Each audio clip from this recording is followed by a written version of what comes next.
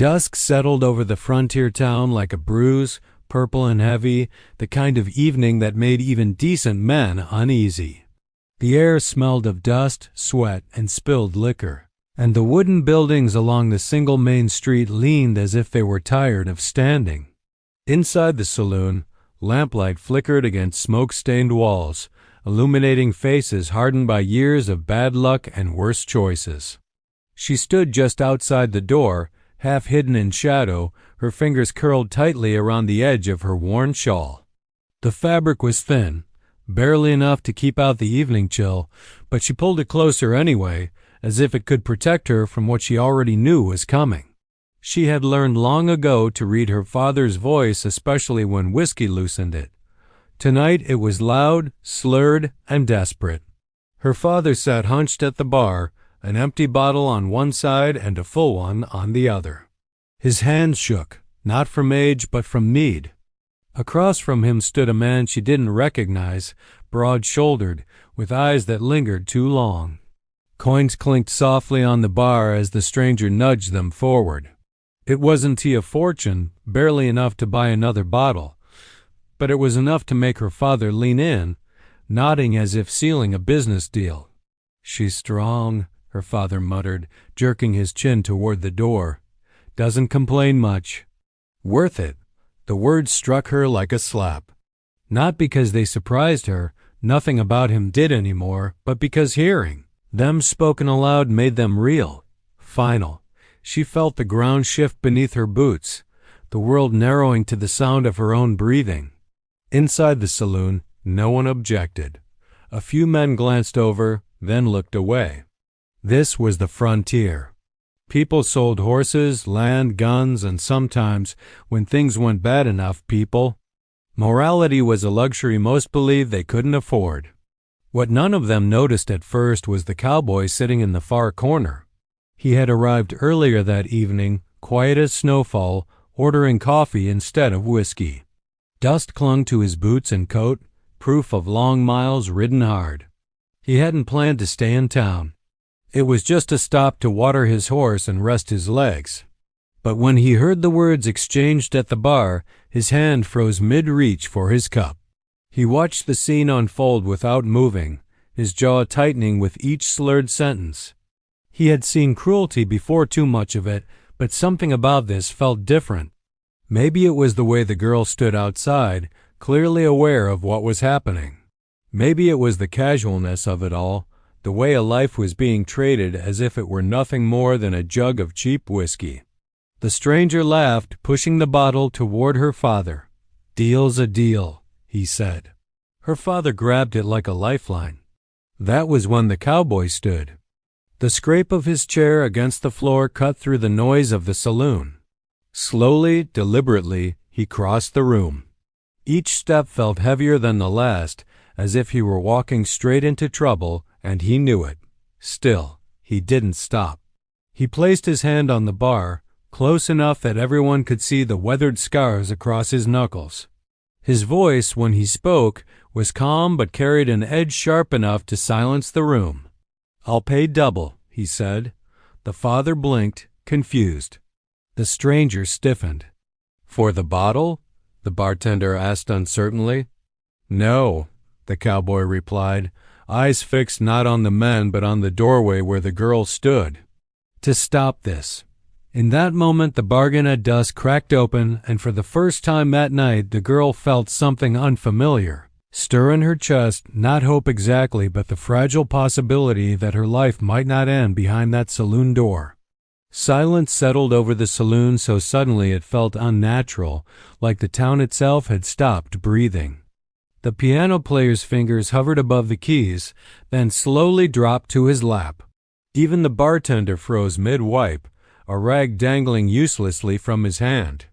All eyes turned toward the cowboy standing at the bar, his posture steady, his hand still resting near the scattered coins and the unopened bottle of whiskey. The girl's father was the first to react.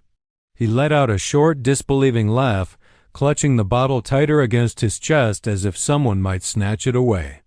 "Double?" he slurred. "You think you can just walk in here and change a deal?" The stranger who had been bargaining stiffened, his hand inching closer to the gun at his hip. He looked the cowboy up and down, measuring him the way men did when they were deciding whether violence would be worth the trouble. "I already paid," he growled. "She's mine." The cowboy finally shifted his gaze from the doorway to the men in front of him. His eyes were clear, unflinching. "No," he said evenly. "She isn't." The word carried weight, not loud, not angry, but certain. It unsettled them more than shouting ever could. The bartender cleared his throat nervously. "Now, let's all calm down. I ain't selling twice," the father protested, though uncertainty crept into his voice. He glanced between the two men, greed and fear wrestling behind his bloodshot eyes. "Unless," he added slowly, "there's real money on the table." Without breaking eye contact, the cowboy reached into his coat. The movement sent a ripple of tension through the room. Several men straightened, hands hovering near weapons. But instead of a gun, he pulled out a worn leather pouch. He loosened the string and tipped it just enough for the contents to spill into his palm. Silver coins caught the lamplight as he laid them on the bar one by one. The soft clink echoed louder than gunfire in the silence. "That's more than double," the bartender whispered. The stranger cursed under his breath. "This don't concern you," he snapped. "You some kind of savior?" The cowboy's jaw tightened. "No," he said. "Just a man who won't stand by." Outside, the girl watched through the open doorway, her heart pounding so hard she was sure someone could hear it. She didn't understand why this was happening. Men didn't interfere. They didn't spend their hard-earned money for strangers, especially not women who came with trouble attached. Every instinct told her this was a trick, that kindness, like everything else, came with a price. Her father licked his lips, eyes glued to the coins. The bottle slipped from his grasp and thudded against the bar. "Fine," he muttered. "Take her. Ain't my problem anymore." The words cut deeper than any blow.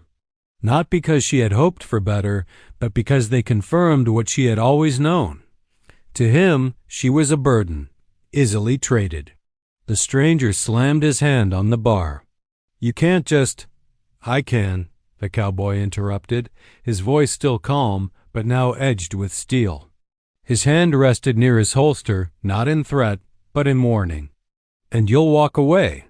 For a long moment, it seemed like the stranger might push it. His jaw worked, anger burning in his eyes, but the room had shifted. The men watching no longer looked away. Trouble had a way of turning expensive when too many witnesses were involved. With a snarl, the stranger backed off, shoving the bottle toward the father. "Keep your whiskey," he spat. "Not worth dying over." He stormed out, the saloon doors swinging wildly in his wake. The father scooped up the coins with shaking hands, already reaching for the bottle again. He didn't look at his daughter. He didn't say goodbye. The cowboy turned then, finally facing her fully. He took off his hat, holding it against his chest as if to show respect. "You don't owe me anything," he said quietly. "I'm not buying you. I'm stopping something that shouldn't have happened." She searched his face for the lie, the hidden demand, but found only tired honesty. Still, trust didn't come easy. She swallowed hard. "And what happens now?" she asked. He met her gaze without flinching. "Now," he said, "you decide." The saloon felt smaller once the stranger left, as if the walls had crept inward to listen. The girl stood in the doorway, every eye still on her boots rooted to the warped wooden floor. For the first time in her life, the decision in front of her belonged to her alone, and the weight of it pressed down harder than any command ever had. The cowboy waited without speaking. He didn't reach for her arm or gesture for her to follow. He simply stood there, hat in hand, giving her space in a room that had never offered her any. That alone unsettled her. Men were always in a hurry when they wanted something. Her father was already half lost again, pouring whiskey into a chipped glass, his earlier desperation replaced by dull satisfaction. He didn't glance her way, didn't ask if she was all right. The coins lay stacked beside him, proof that she had been traded, even if the trade had gone differently than planned. She swallowed and stepped fully inside the saloon. Each footfall echoed, loud and exposed. Whispers rippled through the room, and she felt them like fingers brushing her back. Some faces held curiosity, others pity, and a few carried something darker disappointment, as if a bit of entertainment had been taken from them. "What's the catch?" she asked, her voice steady despite the tightness in her chest. "Men don't do things for nothing." The cowboy nodded once, acknowledging the truth in her words. "You're right," he said. "Most don't." He paused, choosing his next words carefully. "I won't pretend I can fix your life. I can offer you a ride out of town, a safe place to rest and work if you want it. After that, you're free to leave whenever you choose." She studied him, searching for cracks. His clothes were worn but clean, his hands rough from honest labor. There was no hunger in his eyes, no sense of ownership, only concern, and maybe something like regret. It made her uneasy. Cruelty she understood. Decency felt like unfamiliar ground that might give way beneath her. "And if I say no?" she asked. "Then I'll still walk you somewhere safe for the night," he replied without hesitation. "After that, I'll be on my way." The simplicity of it left her breathless. Outside, the sun dipped lower, streaking the sky with red and gold. Night would come quickly, and with it the dangers she knew too well. Staying meant returning to her father's shack, where whiskey ruled and tempers flared. Leaving meant trusting a stranger on an open road, where help was scarce and promises often broke under pressure. Her hands trembled as she clasped them together. She thought of the years behind her, of hunger, of shouting, of learning to make herself small to survive. She thought of the stranger who had nearly claimed her without even knowing her name. And she thought of the man in front of her who had stepped into trouble for no reward. "I don't belong to him anymore," she said quietly, more to herself than to anyone else. The cowboy inclined his head. "You never did." The words struck something deep inside her, loosening a knot she hadn't known was there. Still, fear clung tight. "If I come with you," she said slowly, "I don't want charity. I'll work. I'll pull my weight." A faint smile touched his mouth, respectful rather than amused. "I wouldn't expect anything less. But you won't be earning your safety. That part's already yours." She took a deep breath, the air sharp in her lungs. The room waited, suspended. Then she nodded once. "Okay," she said, "I'll come. But if I feel unsafe, I leave. No arguments." "Agreed," he replied immediately. He stepped aside, clearing the path to the door instead of leading the way. It was a small gesture, but it mattered. As she walked past him into the fading light, her heart pounded not with certainty, but with the fragile, terrifying sense that for the first time she was choosing her own fate. Behind her, the saloon noise slowly resumed. Ahead of her, the road stretched wide and unknown. She didn't know where it would lead, only that standing still was no longer an option. They left town before the sun could fully surrender to night. The cowboy saddled his horse with practiced ease, movements quiet and unhurried, as if he'd done this 100 times before, ridden away from places that held more ghosts than promise.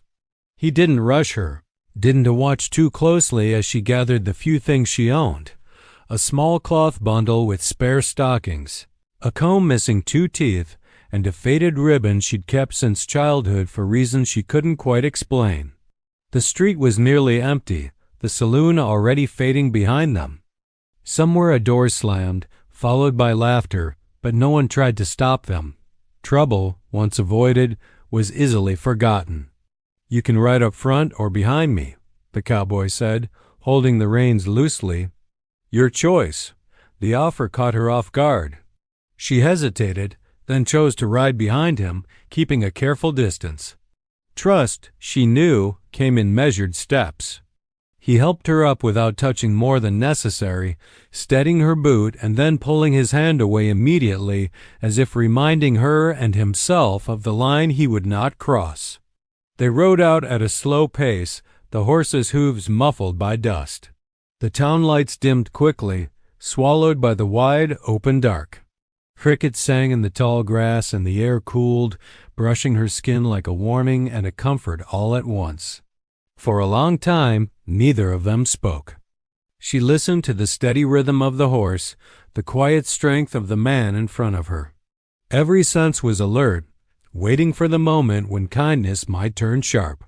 She'd learned to watch for it, the shift in breath, the tightening of a grip. But it didn't come. His posture remained relaxed, his hands firm but gentle on the reins. After a while he broke the silence. "We'll camp before midnight," he said. "There's a creek a few miles out. Water's clean. You can rest." She nodded, unsure what to say. No one had ever planned comfort around her before. The moon rose high, pale, and watchful. As the horse moved, her fears slowly tangled with exhaustion. The adrenaline of the evening faded, leaving behind a hollow ache. She hadn't cried in years, hadn't allowed herself the weakness, but now her eyes burned, and she stared hard at the stars to keep the tears from falling. "You don't have to talk," he said quietly, as if sensing her thoughts. "And you don't have to explain anything." That did it. A tear slipped free, then another.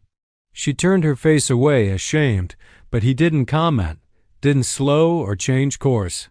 He let the moment pass with dignity, giving her what she'd rarely been given, privacy. When they reached the creek, he dismounted first and tied the horse. He gathered firewood while she sat on a rock, hugging her arms around herself. Soon, a small fire crackled, pushing back the darkness. He handed her a tin cup of water and a piece of bread from his saddlebag. "You can eat or not," he said. No pressure. She ate slowly, savoring each bite. Hunger had taught her to rush, but this time she forced herself to slow down, to believe there would be more tomorrow. As the fire burned low, he unrolled a blanket and placed it a careful distance away from his own bedroll. "You take this," he said. "I'll keep watch a while." "You don't have to," she said. "I know," he replied. "But I want to." She lay down, staring at the firelight dancing across the rocks. For the first time in a long while, she slept without one eye open, without fear tightening her chest. The road ahead was still uncertain, the man beside her still a stranger, but the ride away had carried her farther than miles.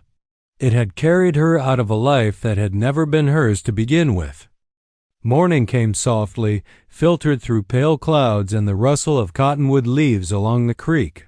She woke to the sound of birds instead of shouting, to the smell of clean water and damp earth instead of whiskey and smoke. For a moment, confusion washed over her, then memory settled in, steady and real. She was not in town. She had left. The cowboy was already awake. He stood a short distance away, pouring water into a tin cup, giving her time to rise on her own. When she sat up, he offered the cup without stepping closer than necessary. "We'll be at the ranch by noon," he said. "You'll have a chance to wash and eat proper." She nodded, still unsure how to respond to kindness offered without demand. The ride that morning felt different. Sunlight warmed her back, and the land opened wide around them, rolling grass, distant hills, and a sky that seemed too big to belong to anyone. When the ranch finally came into view, she braced herself. In her mind, ranches belonged to men who barked orders and counted worth by how much work a body could produce. This one surprised her. The house was modest but solid, whitewashed with a wide porch that caught the breeze. A barn stood nearby, weathered but well kept, and beyond it, fences stretched across open pasture where cattle grazed peacefully. No noise, no chaos, just steady life moving at its own pace. "This is it," the cowboy said as he helped her down. "You'll have your own room." Her breath caught. "My own?" He nodded. "Door locks, window too." The details mattered. They told her he understood. Inside, the house smelled of soap and coffee. He showed her the room at the back, small but clean, with a narrow bed, a wash basin, and a quilt folded neatly at the foot. Sunlight spilled through the window, illuminating dust motes that danced like tiny stars. "I'll leave you to settle in," he said, already stepping away. "Dinner's in an hour. You're welcome to join or not." She closed the door behind him and leaned against it, pressing her palm to the wood. For the first time in years, there was a barrier she controlled. She washed slowly, scrubbing away layers of travel and fear. When she looked at her reflection in the basin's water, she barely recognized the woman staring back. Still cautious. Still tired, but no longer trapped. At dinner, she sat at the far end of the table, unsure of her place. He set down 2 plates, not 3, not surrounded by others who might stare. Just them. The food was simple stew, bread, and apples, but it was warm and there was enough. As they ate, he finally spoke of himself. Not his name, not yet, but his past. Of mistakes he couldn't undo. Of a sister who'd been hurt when no one stepped in soon enough. "I promised myself I wouldn't look away again," he said quietly, eyes fixed on his bowl. Understanding settled between them like a bridge. Later, he showed her the barn, the chickens, the small vegetable patch. "If you want work," he said, "there's plenty. If you want rest, that's fine too." She lifted her chin. "I'll work," he smiled, not in triumph but respect. That night, alone in her room, she lay awake listening to the unfamiliar quiet. It scared her more than noise ever had. But beneath the fear was something else, a fragile sense of possibility. This ranch wasn't a cage. It was an opening. And for the first time, she believed second chances might be real. The first week at the ranch passed in a careful rhythm. Mornings began early, with pale light spilling across the fields and the low, steady sounds of animals waking. She learned the routines, quickly feeding the chickens, hauling water, helping mend fences. The work was honest and tiring, and she welcomed the ache in her muscles. It reminded her she was alive, that her body belonged to her. The cowboy never hovered. He worked alongside her when needed, or left her space when he sensed she wanted it. Words were few, but respect filled the silences between them.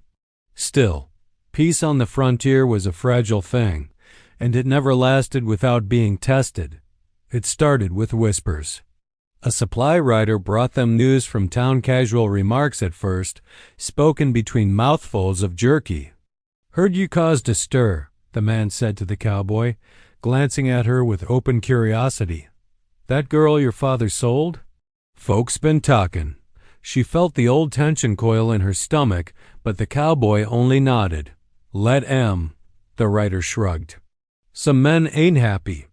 Lost money over that night. After he left, the land felt different. The sky remained blue, the cattle still grazed, but an unease settled over her like a shadow at noon. She'd lived long enough to know that men who lost control rarely forgot it. A few days later, she found boot prints near the fence line, fresh, unfamiliar. She pointed them out to the cowboy, her voice steady but her heart racing. He studied them carefully, then looked toward the distant hills. "We're not alone," he said. That night she couldn't sleep. Every creak of the house made her sit upright. Every rustle outside tightened her chest. Memories surfaced, uninvited, raised voices, slammed doors, hands that didn't stop when she said no. She wrapped her arms around herself, grounding herself in the present, reminding herself that the door was locked, that she was safe. In the morning, a note lay nailed to the fence post near the road. No signature, just a warning. "You cost us. Set it right." Her hand shook as she read it. Guilt flooded her, heavy and familiar. Trouble followed her everywhere, didn't it? She took the note inside, already rehearsing an apology she didn't know. The cowboy read it once, then folded it carefully. "This isn't on you," he said firmly. "It never was. But they came because of me," she whispered. "They came because they're men who don't like being told no," he replied. "That's not your burden to carry." Still, danger crept closer. One evening, she spotted riders on a distant ridge too far to identify, but close enough to send a message. Another night, a cow was spooked and broke through a section of fence, the posts loosened by deliberate hands. Fear pressed in, but something else rose alongside it: anger. She realized she was tired of running, tired of shrinking herself to make things easier for others. When she told the cowboy she wanted to help protect the ranch, he didn't laugh or dismiss her. "Then we prepare," he said simply. He showed her where the rifle was kept, how to load it, how to aim it not as a threat, but as a tool. He made sure she practiced in daylight with calm instructions and patience. "You don't use it unless you have to," he told her. But knowing you can changes things. The nights grew tense, but they faced them together. Sitting on the porch, watching the horizon, sharing quiet words. She spoke of her past in fragments, testing the safety of confession. He listened without judgment, without pity. The shadows of the past hadn't disappeared, but they no longer owned her. And as the threat loomed, she understood something vital. This time, she wouldn't be facing it alone. The threat did not arrive all at once. It seeped into the days like cold through cracked boards, subtle but persistent. Men no longer rode close to the ranch, but their presence was felt in other ways: missing tools left deliberately out of place, gates unlatched, cattle scattered just enough to cause extra work, intimidation without open confrontation. A test. She felt the old instincts rise: stay quiet, stay invisible, don't provoke. For years, survival had meant making herself small. But the ranch had given her something new: a sense of footing, of being allowed to exist without apology. She wasn't ready to surrender that. One morning, she found a knife embedded in the fence post near the road. The handle was worn, familiar in the way cheap threats often were. She pulled it free, her pulse steady despite the knot in her stomach, and carried it back to the house. The cowboy watched her set it on the table. "They're pushing," he said. "They're waiting for us to fold," she replied. Something shifted between them then. Not protector and protected, but partners. She insisted on continuing her work instead of hiding indoors.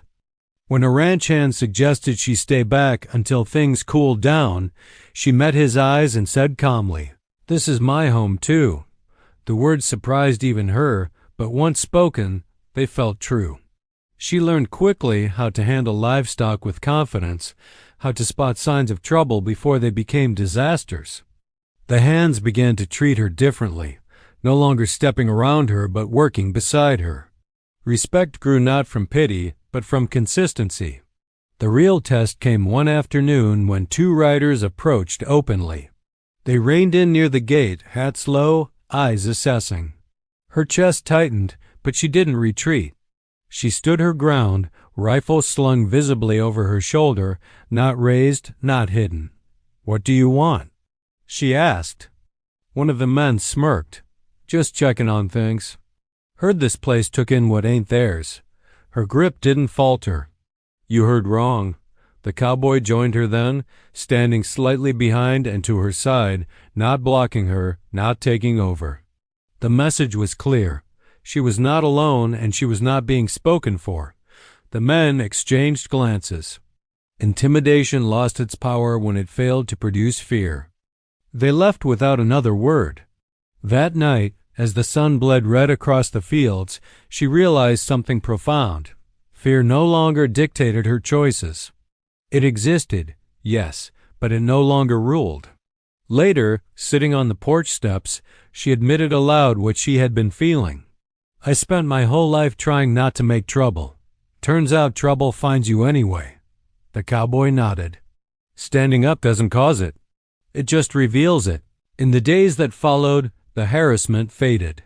Not because the men had grown kinder, but because resistance had proven costly. Strength, she learned, didn't always roar. Sometimes it simply refused to bend. She wrote a short letter addressed not to her father, but to herself. She burned it after, watching the paper curl into ash. It was a quiet goodbye to the girl who had believed endurance was the same as living. When the ranch finally settled back into peace, she stood in the pasture at dusk, wind tugging at her hair, and felt rooted. For the first time, she wasn't waiting for rescue or bracing for impact. She had stood her ground and discovered she was stronger than her past had ever allowed her to believe. The silence that followed the writer's retreat felt deceptive, like the pause before a storm breaks. The ranch settled back into routine, but beneath it ran a current of vigilance. She no longer mistook calm for safety. Strength, she had learned, invited a different kind of challenge. It came just after nightfall on a moonless evening when the dark pressed close and the wind carried unfamiliar sounds. She was in the kitchen, rinsing a pan, when the sharp crack of a gunshot split the air. She froze, then moved.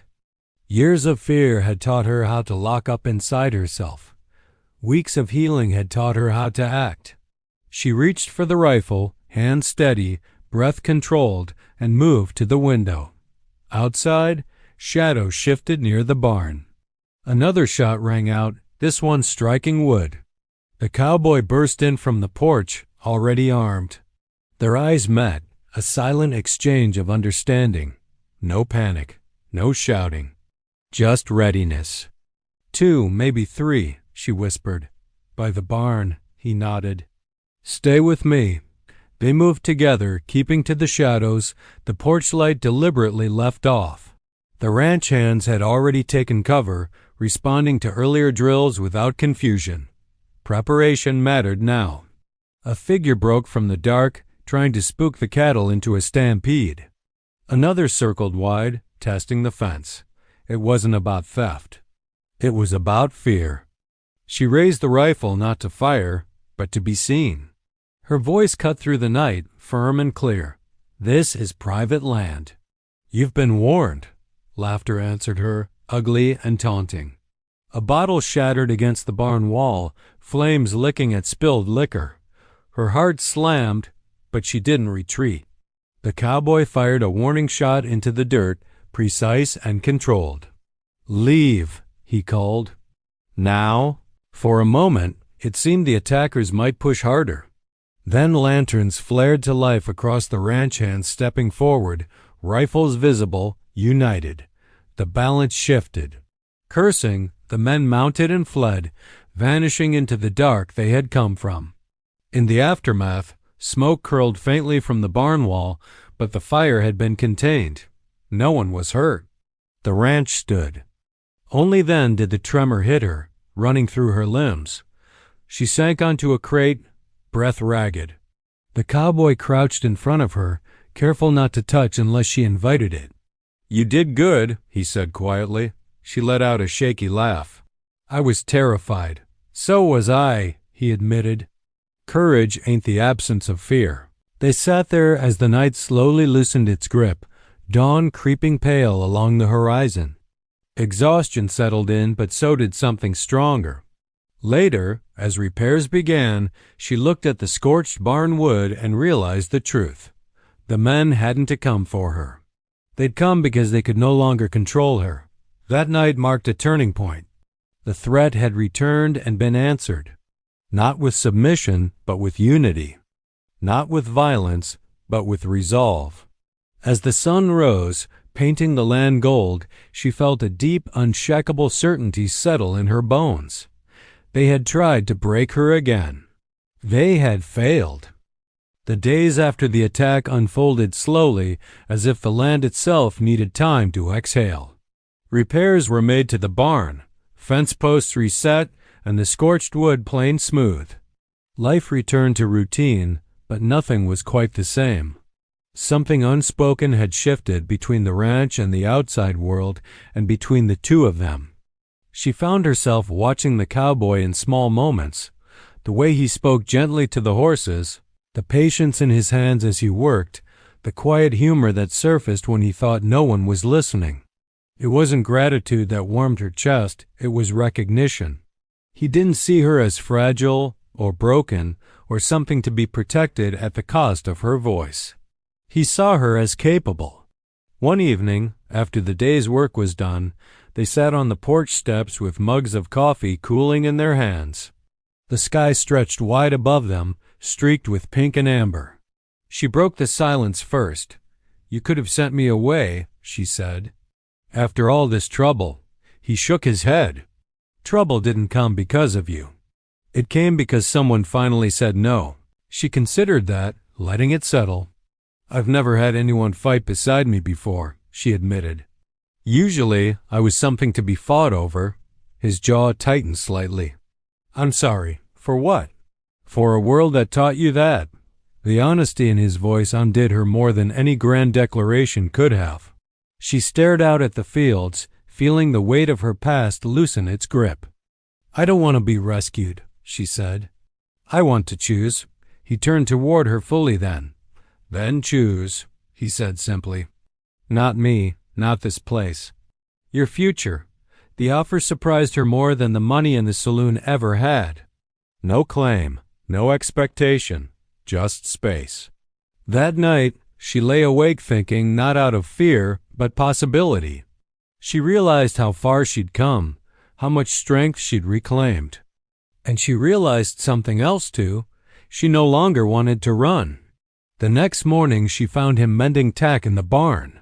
Sunlight streamed through the slats, dust motes floating like quiet witnesses. "I've been thinking," she said. He set his tools aside, giving her his full attention. "I want to stay," she continued, "not because I owe you, not because I'm afraid of what's out there, because this life, this work, it feels like mine." Relief crossed his face, but he kept his voice even. "Then we'll make it yours," he said. "On your terms."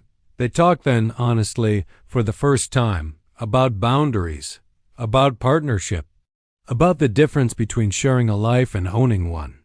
He offered her wages for her work, a say in decisions, and the promise that if feelings ever grew complicated, they would be faced head-on, not buried under obligation. Something warm and steady took root between them, not a sudden blaze, but a slow burning understanding. As the days passed, laughter came more easily. Trust deepened. She caught herself imagining a future measured not by survival, but by seasons. She hadn't been saved. She had been seen and allowed to stand beside someone equal and unafraid. The decision did not arrive with fanfare. There was no single moment when the sky opened or music swelled. Instead, it came quietly, in the way her life had begun to change through steady mornings, honest work, and choices made without fear pressing a knife to her back. She woke one dawn to the sound of rain tapping gently against the window of her room. The ranch lay wrapped in mist, the world softened at its edges. As she dressed, she realized something startling. She wasn't counting the days anymore. She wasn't measuring time by escape routes or worst-case plans. She was simply living. At breakfast, she sat at the table without hesitation, pouring her own coffee, speaking her thoughts aloud. The cowboy listened as he always did, not interrupting, not correcting. Partnership had stopped being an idea and had become a habit. Later that morning, she walked the far fence line alone. The land felt different under her boots now, not like territory she was allowed to borrow, but ground she belonged on. When she reached the old oak near the creek, she stopped and let the quiet surround her. This was the place she chose. When she returned, the cowboy was in the yard, repairing a gate. He looked up, concern flickering briefly, then fading when he saw her steady expression. "I'm not going anywhere," she said, before he could ask. He nodded once, accepting the words without possession. "I hoped," he said, "but I needed you to say it." That afternoon they rode into town together, not to hide, not to flee, but openly. She held her head high as they passed the saloon where her life had almost been sold for the price of a bottle. The building looked smaller now, meaner. Power, she realized, had always been an illusion given too much space. They stopped at the courthouse. Papers were signed employment records, a bank account opened in her name. Tangible proof that she existed as her own person. When she held the pen, her hand didn't shake. Weeks passed. Seasons shifted. The ranch thrived not just because of hard work, but because it was run by people who chose to be there. One evening, as they watched the sunset, the cowboy spoke carefully. "I don't want to assume," he said, "but if you ever wanted more than this, more than partnership, I do want it to be because you chose it freely." She smiled, slow and sure. "I know." He didn't produce a ring. He didn't ask for a promise.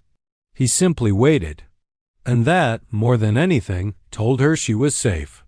Much later, when she did take his hand, it was not out of need or fear, but desire. Love, she discovered, didn't have to cage you to keep you close. The past did not vanish. Her father never apologized. The world did not suddenly become kind.